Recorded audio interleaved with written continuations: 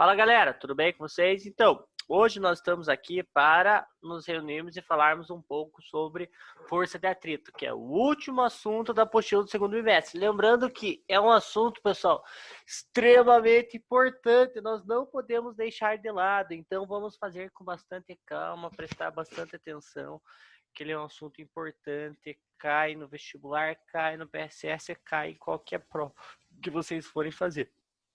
É um assunto difícil e utiliza muito dos princípios das leis de Newton, tá bom? Então vamos lá aprender um pouco mais.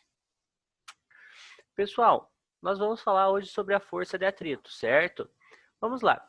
A força de atrito. Vamos pensar assim, ó. A força de atrito é muito comum ela ser definida como força de oposição ao movimento. Mas nem sempre quando há o movimento, mas a força de atrito sempre vai existir quando você tentar iniciar um movimento, por exemplo. Galera, vamos pensar o seguinte, ó. Quando empurramos ou puxamos um determinado objeto, tentando movê-lo, percebemos que existe certa dificuldade para colocá-lo em movimento. Essa dificuldade deve-se à força de atrito, que é uma força que se opõe ao movimento de objetos que estão sob a ação de uma força. Ele age paralelamente à superfície de contato em sentido contrário à força aplicada sobre um corpo. Galera, a força de atrito, ela não pode... Fala, galera. Então, como eu estava falando, deu um probleminha aqui na nossa gravação. Vamos continuar. Galera, a força de atrito, ela sempre vai resistir ao movimento. Nós já vamos ver o porquê. Mas, enfim, se existir tendência ao movimento, se existir uma força atuando em um corpo, vai existir sempre a força de atrito contrária. Professor, por que não pode existir somente o atrito? Porque, galera, vamos pensar comigo aqui, ó. Se não existisse essa força, ó. Deixa eu apagar essa força aqui. Se não existisse essa força F, opa, só temos uma força, não tem uma ação, não tem uma reação, e agora, o que acontece? Não, galera, tem que existir sempre a nossa ação e reação. Beleza, eu vou tentar fazer o movimento do corpo para cá, vou estar puxando esse corpo. Então, vai existir uma ação e vai ter que existir uma reação, beleza? Galera, o que acontece? Professor, mas ação e reação, elas são em corpos diferentes. Mas entenda uma coisa, que esta força de atrito aqui, ela sempre vai existir. Existem alguns exercícios que eles consideram que a força de atrito ela não exista naquela situação. Mas por que isso? Para que você tenha uma situação mais simplificada, você não tenha tantas adversidades, pois aí fica mais difícil de você entender a situação. Mas, galera, a força de atrito ela sempre vai existir na tentativa de movimento, certo? Quando você... Professor, mas e se eu tentasse movimentar o corpo para cima ou para baixo? Galera, o atrito ele sempre vai ter em contato com uma superfície, certo? Ele sempre vai existir numa superfície de contato. Se não existir a superfície de contato, não vai existir a força de atrito. Existe a força de resistência do ar, que é a força de atrito? Sim. Mas qual é o problema? Que a gente não vai considerá-la sempre, correto? Então a gente vai considerar o atrito em superfícies sólidas, superfícies líquidas, sim. Mas, galera, tem que existir um contato com uma superfície, tá bom? Então, ó, 99,9% dos casos de exercícios para vocês de ensino médio, você não considera a resistência do ar. Porque se você for pensar, quando um corpo tentar subir, quando você dá passa a mão assim no ar rapidamente, você sente essas camadas de ar pelas suas mãos. Então, isso é um atrito. Mas, galera, essa resistência do ar, a gente não vai considerar ela em algumas situações de exercício, tá bom? Mas vamos pensar o seguinte. Então, e se, professor, agora vamos mudar a situação. Agora vou deixar em azul. Se existisse esta força atuando para cá, a força de atrito, então, atuaria para a outra direção, sempre contrária à força. Beleza? Tranquilo? Próximo. O atrito deve-se à existência de rugosidades na superfície de contato do objeto com a superfície.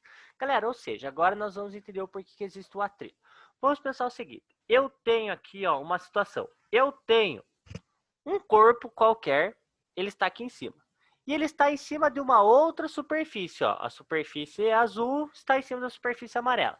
Você pensa que esta superfície, elas são planas, elas são lisas, elas são polidas. Polidas é quando você reduz as imperfeições. Mas, galera, se eu desse um zoom aqui, opa, deixa eu fazer outra cor, esse zoom aqui, ó. Se eu desse um zoom aqui, ó, bem nessa superfície aqui, ó, mais precisamente aqui nessa superfície, o que que você veria, galera? Você veria que a superfície de cima, ela é toda imperfeita. E a superfície de baixo, o mesmo esquema, ela é toda imperfeita. É como se fosse, sabe aquelas pecinhas Lego, galera? É como se fosse isso, as imperfeições elas se encaixassem. Por exemplo, como se fossem engrenagens. Sabe aqueles portões que tem um motorzinho, que tem uma engrenagem? Então, aquilo lá, galera, é como se fosse o atrito de uma maneira macroscópica. O que seria macroscópico? Que você enxerga a olho nu. Mas assim, ó, você pensa, ah, a superfície é lisa, mas na verdade não, ó, ela é toda cheia de imperfeições. E são nessas imperfeições, galera, que vai acontecer o quê? São nessas imperfeições que as peças elas vão se encaixar. Então pense, se eu for tentar puxar para esse lado, esses dentes aqui irão segurar. Mas, professor, se eu inverter o lado, esses mesmos dentes segurarão. Então, por isso que sempre vai existir o atrito para qualquer situação de movimento. Porque é como se as peças elas encaixassem, ó, essas imperfeições do corpo de cima se encaixassem nas imperfeições do corpo de baixo. Então, para qualquer lado que você queira fazer uma tentativa de movimento, não será possível. Por que que não vai ser possível? Porque vai ter a resistência devido às imperfeições, devido às rugosidades. E professor, por que que tem superfícies, por exemplo, quando eu coloco um sabão, por que que fica mais fácil? Ou a graxa, por que que fica mais fácil, galera? Porque imagina aqui, ó, eu vou fazer um sabãozinho em rosa aqui, ó. Imagina que eu coloque um sabão aqui. O que que vai acontecer? É como se ele tentasse diminuir as imperfeições, ó. Perceba que está cada vez o quê? Está cada vez menor essas imperfeições. Porque é como se parasse de existir o atrito. Por isso que você coloca, ó, se você fazer uma linha reta aqui, opa, Ctrl Z, vamos fazer aqui, ó. Se você fazer uma linha reta aqui, ó, perceba que é como se esse sabão deixasse de surgir. Professor, então se as superfícies fossem 100% lisas, polidas, elas não teriam atrito? Não teriam atrito. Qual é o problema? Que isso não existe na vida real. Ó. Isso não existe na vida real. Sempre vai existir as imperfeições. E professor, tem superfície, por exemplo, concreta, é mais difícil de escorregar. Claro, porque a força, o coeficiente de atrito, que é a característica da rugosidade desse material, é maior. Então, quanto mais imperfeito, quanto mais rugoso é o material, maior é o coeficiente de atrito. Beleza? Um exemplo. Quando você passa cera num chão de madeira, por que ele fica bem liso? Ou numa superfície você passa uma cera? Porque, galera, quando você passa a cera, a ideia é de que você não tenha essas imperfeições, você coloque como se fosse a cera, ela vai entre os dois objetos, a graxa, o sabão, o barro, ele vai entre as duas superfícies e deixa elas um pouco mais retas, entendeu? Não existe nada no universo que não tenha atrito, galera. Você pode reduzir muito, mas que não existe o atrito, não tem como existir, porque sempre vão existir as imperfeições. Beleza? Tranquilo? Então, agora vamos pensar. A força de atrito depende de dois fatores. Vamos lá. O primeiro fator, dos tipos de material. Galera, dos tipos de materiais que estão em contato, que é o nosso coeficiente de atrito. Ó, é o nosso coeficiente de atrito. Quanto mais rugoso, quanto mais imperfeito, maior é o coeficiente de atrito. Nós já vamos ver por que o atrito pode ser estático ou dinâmico, possuindo um valor diferente para cada material. Força normal. Trata-se da reação à superfície. Lembra lá da força normal, que ela sempre está... Ela é contrária à força peso? Não é, galera. Mas é que ela depende do peso do objeto, porque ela depende do contato com a superfície. Quanto maior a força normal, maior será a força de atrito. Porque quanto maior é a força de contato, mais encaixado o objeto vai ficar. Então, mais difícil será de locomover ele. E nós vamos ver agora, e o coeficiente de atrito vai dizer o quão imperfeito, ou quão vai ser difícil, quão alta vai ser a resistência que essa superfície vai exercer. Beleza? Galera, coeficiente de atrito. Vamos pensar o seguinte. Atrito estático. Por que existe o atrito estático e o atrito dinâmico? Galera, o atrito estático é o atrito quando os corpos estão parados. O atrito dinâmico é quando os corpos estão em movimento. Então, estático é parado. Ó. FAT estático, força de atrito estático, força de atrito dinâmico. Galera, pensa comigo aqui, ó. Eu tenho um objeto A, ó, vamos fazer a situação completa. Eu tenho lá um objeto A em cima de um objeto B. Beleza? Objeto aqui, agora vamos escrever. Objeto A em cima do objeto B. E eu vou tentar mover esse objeto nessa direção. Galera, como reação, professor, mas por que você não faz a flecha aqui? Galera, não importa, certo? Onde eu coloque a origem da flecha. Interessa é que eu saiba indicar sempre as direções e sentidos corretos. Mas onde é o início e o final não importa. Tipo, ó, eu posso começar no F, a flecha aqui ou a flecha aqui, que elas terão a mesma função. Beleza? Mas, ó, vamos lá voltar aqui então. Galera, essa aqui vai ser uma força e essa aqui vai ser uma força de atrito. Sempre o pessoal gosta de indicar a força de atrito próximo à superfície para não esquecer. Mas pensa comigo aqui, ó, pessoal. O corpo, eu vou dar um zoom aqui nessa situação. O corpo A, ele está todo imperfeito. O corpo B também. O que acontece? As imperfeições do corpo A se encaixam nas imperfeições do corpo B. Então, quando eu precisar mover isso, não tem como, né, galera? Porque elas estão encaixadas. Então, para eu mover esse objeto, obrigatoriamente eu preciso afastar essas imperfeições. Então, as imperfeições vão mudar de cor agora, só para vocês entenderem a situação. As imperfeições, elas devem estar em contato o mínimo possível. Perceba que antes elas estavam bem encaixadas e agora elas não estão tão bem encaixadas. Ó, por que isso? Porque esse é o atrito estático. Quando a força de atrito, quando o corpo está parado, o atrito estático, o coeficiente de atrito estático é maior. Por quê? Porque é como se os objetos estivessem bem encaixados. Tá bom? Uma analogia para vocês entenderem mais fácil. Quando o objeto entra em movimento, obrigatoriamente tem que ser o atrito dinâmico, que é um coeficiente de atrito menor. Por isso que você tem a sensação, e é uma sensação real, de que quando você vai empurrar um objeto, ele está parado, ele parece que ele está preso. Assim que ele entrou um pouquinho em movimento, ele fica mais leve. Por quê? Porque o atrito estático passa para ser atrito dinâmico, e o coeficiente de atrito dinâmico é menor.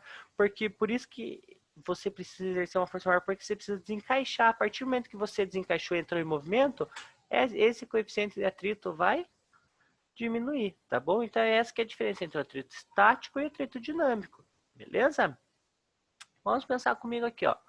Força de atrito estático. Força de atrito vai ser quem? Vai ser o coeficiente de atrito, que é o μ. O coeficiente de atrito, galera, ele é um número entre 0 e 1. O objeto nunca pode ter um coeficiente de atrito 0, porque significaria que ele não existe atrito, e todos os objetos existem, por mínimo que seja, mas existe o atrito. Mas, professor, tem exercícios que eles não consideram o atrito. Mas eles falam assim, mas é por quê? É para que você tenha uma situação mais simples, tá bom, galera? E força de atrito estático, força de atrito, coeficiente de atrito igual a 1, seria um objeto assim que você não conseguiria, toda a força seria dissipada ao atrito, tá bom? Galera, outra coisa. O coeficiente de atrito, ele é um coeficiente. Sempre quando vocês ouvirem essa palavra coeficiente, ele é adimensional, o que significa que ele não tem unidade. Então, a força de atrito estático nada mais é do que o coeficiente de atrito vezes a normal. Professor, mas você falou que não existe fórmula para calcular normal. E não existe, galera. Então, o que acontece? Quando existir a normal, você vai precisar fazer o diagrama do corpo livre e descobrir como que vai ser calculada essa normal. Essa normal ela é calculada através da força resultante, mas não existe uma forma para calcular a normal. E a força de atrito dinâmica é as coisas. A força de atrito, que é em newtons, é o coeficiente de atrito. Ó, aqui ele só inverteu para não ficar confuso para vocês. que é o coeficiente de atrito dinâmico vezes a normal, tá bom? É a mesma fórmula. O que que muda? Que o coeficiente de atrito estático e dinâmico tem valores diferentes para situações de repouso e movimento. Beleza, galera? Então, agora, nós vamos ver o quê? Vamos pegar esse exemplo. Vamos supor que a massa desse corpo seja igual a 1 kg. Vamos supor que o coeficiente de atrito estático dessa superfície seja igual a 0,5. Galera, qual é a força de atrito que está sendo exercida nessa situação? Galera, primeiramente, vamos fazer um diagrama do corpo livre. Existe a força peso para baixo e a normal para cima. Beleza? Existe a força que está empurrando o corpo para cá. E existe a força de atrito que está empurrando o corpo para a esquerda. Para calcular a força de atrito, que é o que o exercício está pedindo, eu vou fazer o quê? Força de atrito é igual o coeficiente de atrito vezes a normal. Professor, você não escreveu estático, porque agora, galera, eu sei que o objeto estava parado e eu exerci uma força. Eu quero descobrir qual que é essa força de atrito. Então vamos pensar. Galera, no eixo Y, se esse corpo tiver, vamos colocar a situação. Se ele estiver parado, X é igual a X, Y é igual a Y. Ou seja, as forças que agem em X são iguais, as forças que agem em Y são iguais. Galera, se ele estiver em movimento, se esse corpo estiver em movimento, existe outra situação, movimento. Qual é a situação? Que a força resultante é igual ao somatório das forças. As forças em X e as forças em Y. Esse corpo, provavelmente, se ele estiver em movimento, vai ser no eixo X. Por quê? Se ele estiver em movimento, vai ser neste sentido aqui. Tá bom? Então, galera, vamos pensar o seguinte. Vamos fazer o diagrama do corpo livre. A força, se ele estiver em equilíbrio, vamos supor que ele está em equilíbrio. Então, o somatório das forças é igual a zero. Se ele estiver em equilíbrio, o que acontece? A normal é igual ao peso.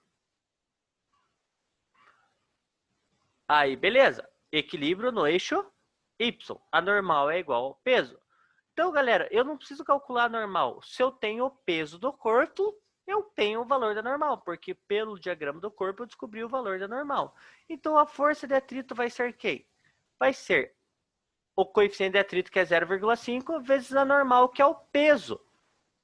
A normal, nesse caso, é o peso. E o peso é quem? Massa vezes gravidade.